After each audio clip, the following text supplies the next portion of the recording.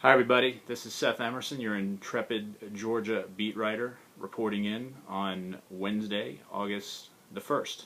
Tomorrow is Thursday, August the 2nd, and that's the first day of Georgia football practice. So here we are, ready to get it going.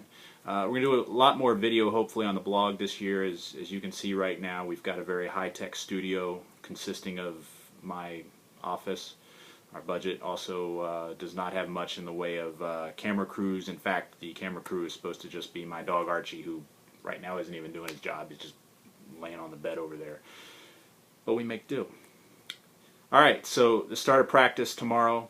What are we going to be on the lookout for? I filed a story that might already be on Macon.com or LedgerInquirer.com right now. That lists to me the 10 things that we can find out. Questions that have to be answered and addressed over the next month. Now, there's so many major concerns with this program, with this team, I should say, that we're not going to know until they play real games. How good the kicker and the punter, the true freshmen, are going to be. What about the running game without Isaiah Crowell and 3 offensive linemen that were good enough to be drafted in the NFL last year? What about the defense without guys that are suspended?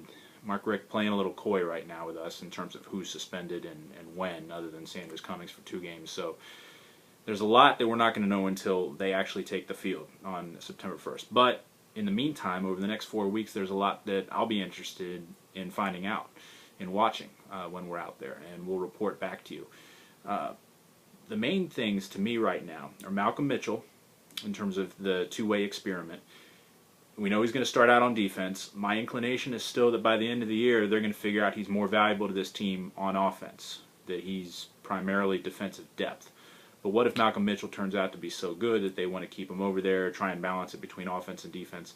A lot of that's going to depend on how things look over the next 4 weeks in practice, how good Malcolm looks at cornerback, how good the other cornerbacks look. If Damian Swann looks like he's their #1 cornerback, and then Sanders Cummings comes back, that makes it a lot easier for them to shift Malcolm Mitchell to receiver after the second game.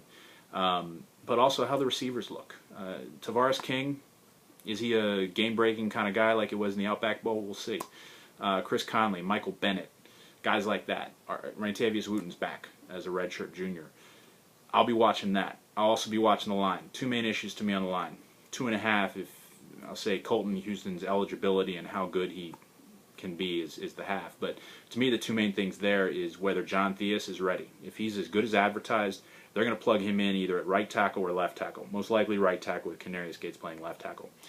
And then David Andrews. David Andrews was groomed to be the center last year and in the spring, but in the spring it was rough at times. He's undersized, at least compared to Ben Jones. If he looks better this preseason, then they'll put him there. And if you have John Theus at one of the tackle spots too, they feel a lot better about their line.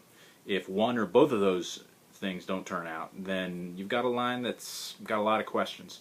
So that's what I'm going to be watching. Everyone's going to be watching the tailback position. Richard Samuel, Ken Malcolm, the young kids then, Keith Marshall and Todd Gurley. I don't know that they're going to come out of preseason camp settled on 2 guys that are going to be the tandem. I think it's going to be a lot like last year, riding the hot hand and everything. But I think everyone agrees Keith Marshall has the best chance for upside. Anyway, I didn't want to get into too much and be too wordy, especially because the longer this video goes, the less chance you all will keep watching. Hi, Mom. Or also, there's the factor that it will take me longer to load onto the internet. So I should probably wrap up right now. Apologies for my eyes looking that way and this way and whatever way, and just apologies for my not being the male equivalent of Aaron Andrews. I'm a writer for a reason. I'll see you all tomorrow. Please read the blog, follow me on Twitter and at Seth Emerson, and practice starts. Let's have some fun.